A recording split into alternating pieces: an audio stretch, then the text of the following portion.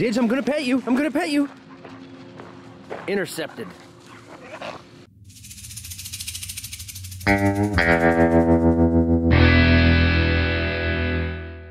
If everything goes to plan, this should be our final day on soybeans. We have like 40, 50 acres left. But before the beans are ready to go, we are gonna switch the 9870 here over and get it ready to go back on corn. Anna, I'm gonna start the combine. Ready?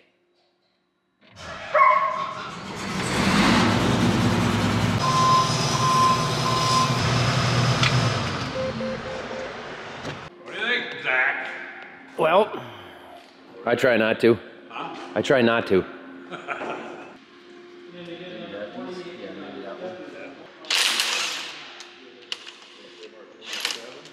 These are 24s.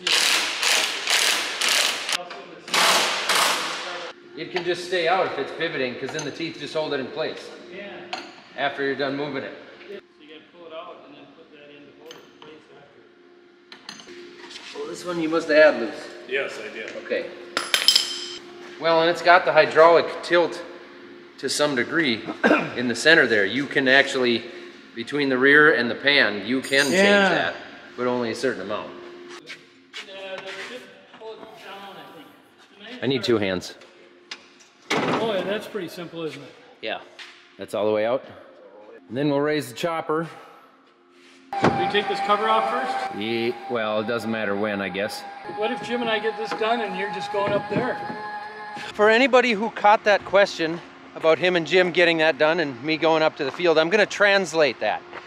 When you are of Scandinavian descent and you are born and raised in the Midwest here, those questions are not actually questions. That was him saying, you should go to the field and get that combine ready, and him and Jim will finish that. It's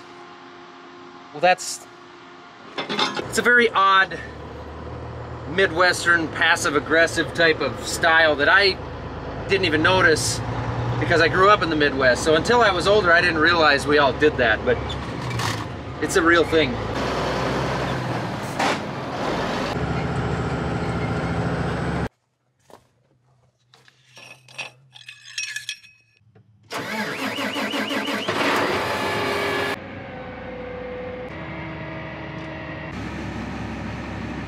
This cart was full from last night, so we're getting it empty now, filling this truck, and Alan's already here with the empty one that he had just taken from home and dumped at the elevator.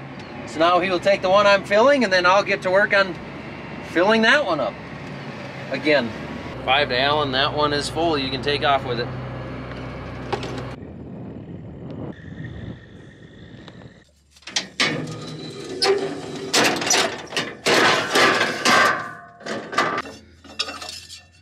We're gonna fill up the big top. Fill up the big top.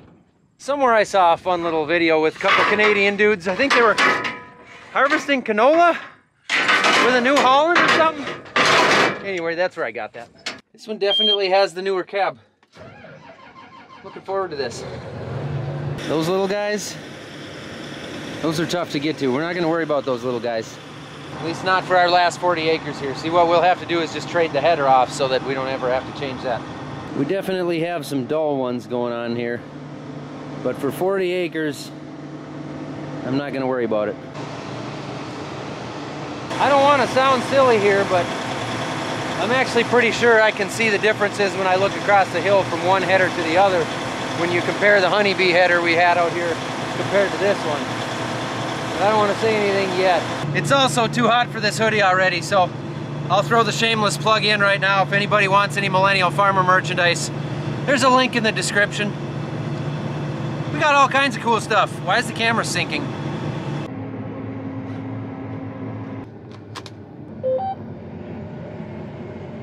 Definitely still a few green leaves in there, but the rest of them are dry. Initial thoughts going from the 9870 with the honeybee header back to the S780 with the deer header. This does not have as much power. We need more power in this machine, especially in those good beans. That stubble is considerably longer than the honeybee header, so it is not cutting nearly as close to the ground. It's still getting all the soybeans, but it's not getting that razor thin cut like the honeybee was. the Prairie Wind system. I like it. I wish the honeybee header had one. I just had to work my way kind of around this contour, this draw that runs through the field. And this header has considerably less flex going through that. That honeybee header did a good job. Dad and Jim are still back switching the 9870 over to corn, so I've just got to fill the truck myself, which works out fine by the time I get one round done here. I've got a really full hopper because it's almost mile-long rounds, pretty close to it, so it works out fine. You got a little bit of waiting time, Alan. I got to make at least another round for you there. Okay, we'll do.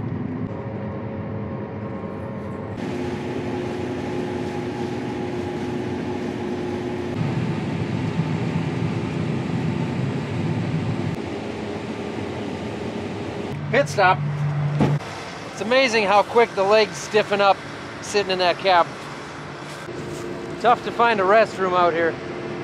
About 10 acres left only. All slow, kind of cut up stuff, so takes a little more time, that's for sure.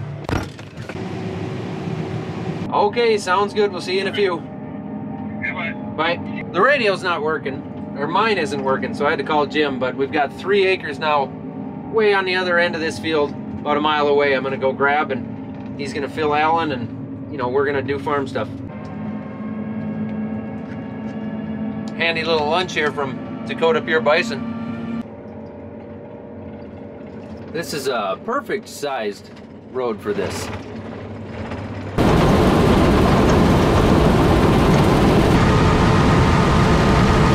That'll do it for soybeans. Truck is full, cart's empty, combine's empty. Now we'll just load this thing up and get out of here. It does, it looks pretty close.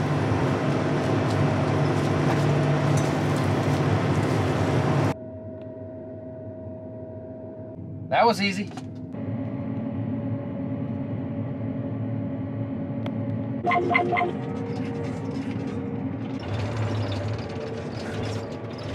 We'll top off with some diesel, switch everything over to corn. I hear Dad's got the grain dryer running already. It's go time, bigger go time, more go time, like double go time.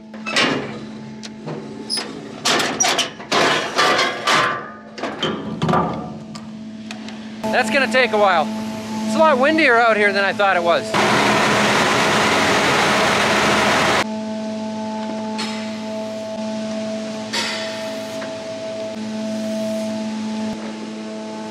Feeder house drum height up. You'll loosen this side too. That side's packed with chaff. Hi. Have fun combining corn without me. I'll be here.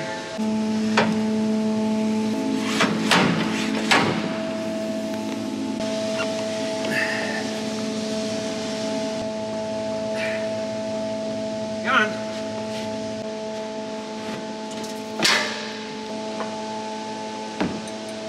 We want this out of the way.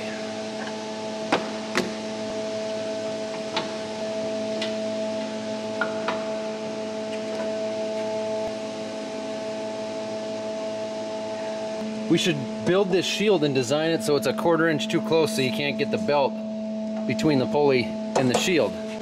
Yeah. Well, I got it. It just took a little bit of cursing, maybe some patience or impatience, but then I discovered this. The second amazing design was to build this shield so it was heavy and awkward and flimsy and difficult. And it's like trying to put together a puzzle full of rubber snakes. That's, I don't know what more to say about that. All I'm saying is we can do better. And it's not supposed to be too tight, but it's supposed to be tighter than that.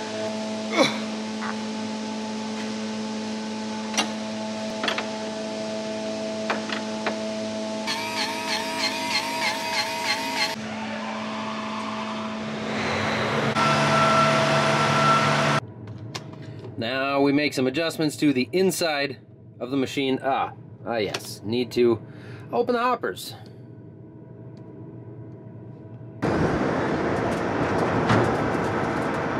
It's take two and action.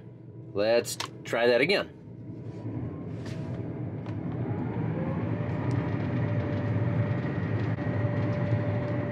We are gonna speed this up. We are gonna open this farther. We are going to speed the fan up.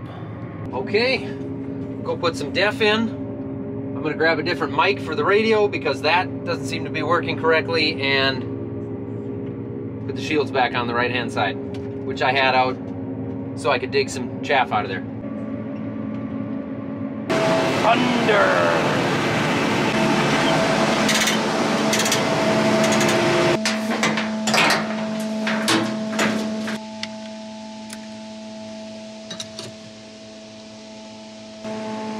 I think that's it. I'm gonna go grab a leftover slice of pizza, a Mountain Dew, and go set the chisel plow. Hi, Digi.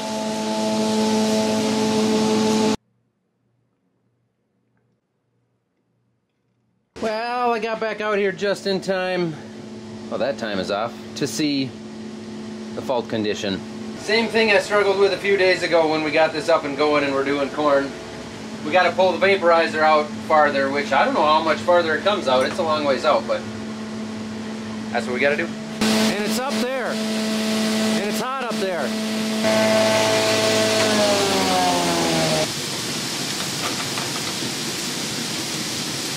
It's not that hot.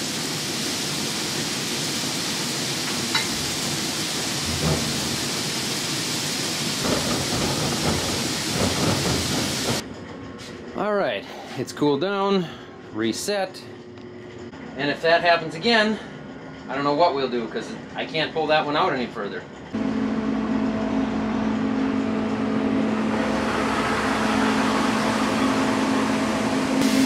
Hello. Right? Well, I couldn't figure out how to get them all out, but yeah.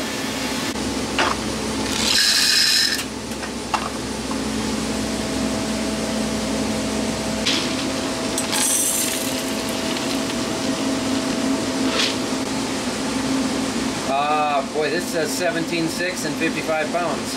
I just took the second sample here and it says 17.1, so it's getting drier as I stand here. 17% corn right now is pretty crazy for us, and the fact that we're going on it in September, pretty awesome. Time to take the big girl for a ride. Oh, one-handed.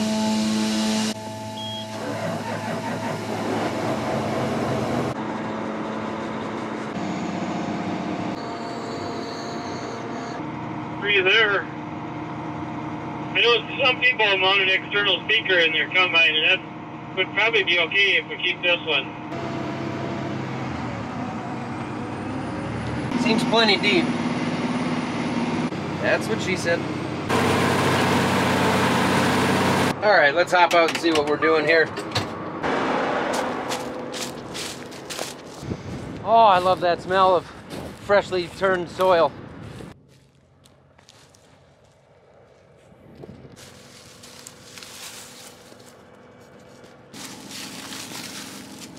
That's plenty deep. There's really no reason to go that deep.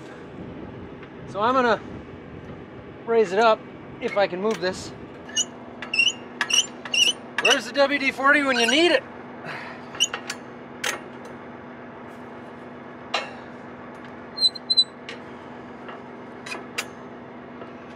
I got 4 turns. That should be about an inch.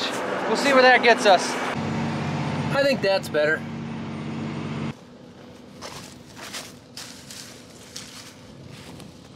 This time I'm actually going to go back a couple turns, halfway to where I was, and I'm going to put a little more tension on the levelers, because it's not doing much. The mulcher. So instead of having these mulcher teeth set at this angle, I'm going to move that pin up there and set them to, I don't know which one. We'll try this one. This pin just goes in and acts as a stop. Oh, I can't go to that one because it's got a bar in there. Okay. All right, well, I'll go to this one then. That seems like a pretty aggressive change. So I'm just gonna try it on this one section before I change it on all 3 of them and see what it does.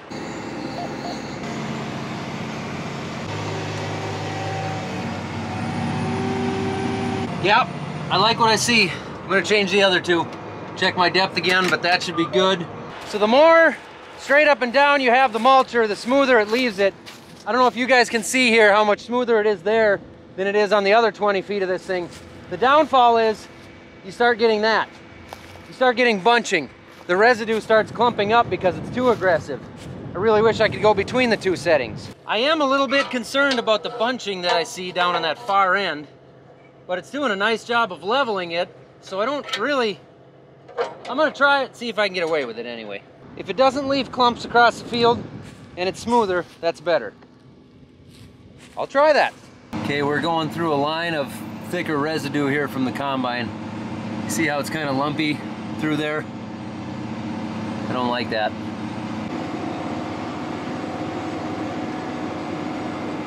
Nope, too lumpy.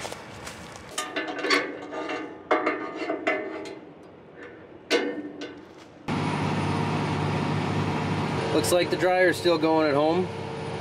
I can see everything looks good there.